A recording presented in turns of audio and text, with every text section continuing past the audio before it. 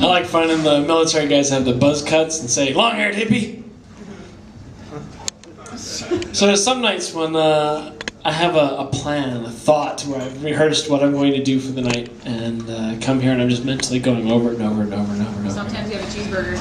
And sometimes I have a cheeseburger and rub it all over my body on stage.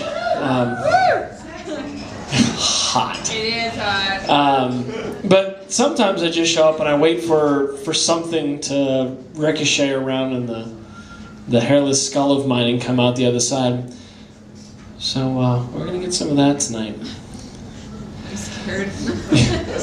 So there's a Buddhist saying that if you ask a Buddhist if there's God, what he'll say is, does the archer ask, as he's looking at the arrow embedded in his stomach, if there's an archer?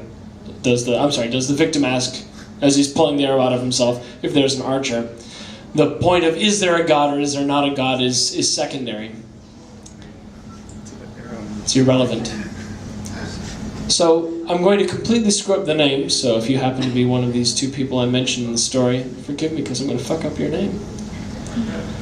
So there's a researcher. I'm going to call him Nazir. And Nazir was dealing with a type of patient that's very, very difficult. If you know anybody who has fibromyalgia or unexplained pains, where there's nothing. It's so easy to just look at it and say, well, feel better. You have nothing wrong with you. Your body's fine, your blood work's fine, you don't have any obvious wounds or damages, yet you claim you're in pain all the time. This is a physician's worst, one of many nightmares that I'm sure they're plagued with, is how can you help somebody that has no symptoms, that has no cause for their pain? Now Nazir had a little bit of an easier time, that the people that he was dealing with did have an obvious wound in that they were all amputees.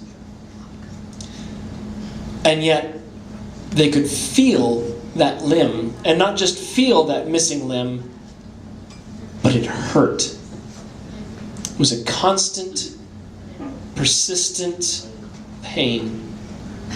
So Nazir tried all the typical things. He was a good researcher, a good doctor. He tried all the standard things. He tried medicines. He tried brand new developing technologies. And then at some point, he tried something that was a bit off the wall.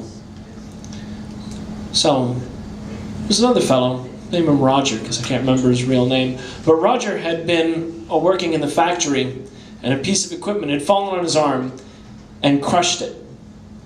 They'd rushed him to the hospital, and they tried their best to save the limb. But over the course of the next 24 hours, it atrophied and tightened, becoming a ball of swollen ligaments and flesh. And at some point, they made the call, and they cut the limb off. From the time he woke up to the 15 years later when he walked into Nazir's office, all he could feel from that missing limb was pain.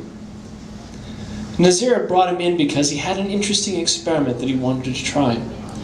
So what he did is he took a box, and he had the fellow put his right arm into the box.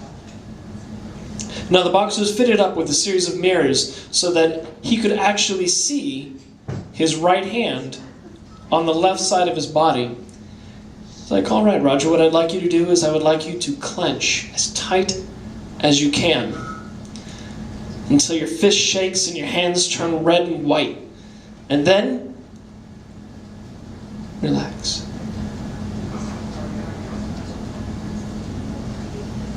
And that was all it took. Roger didn't feel any more pain in his left hand. Simply the act of seeing his left arm unclench was all it took for his brain to stop recognizing the signal that didn't exist anymore, to get rid of this hideous pain that had followed him around. A trick of the brain. I sometimes wonder if some people approach religion in the same way. They think they have to prove the limb exists, when really, maybe the best use for God sometimes is to just see it long enough to let go.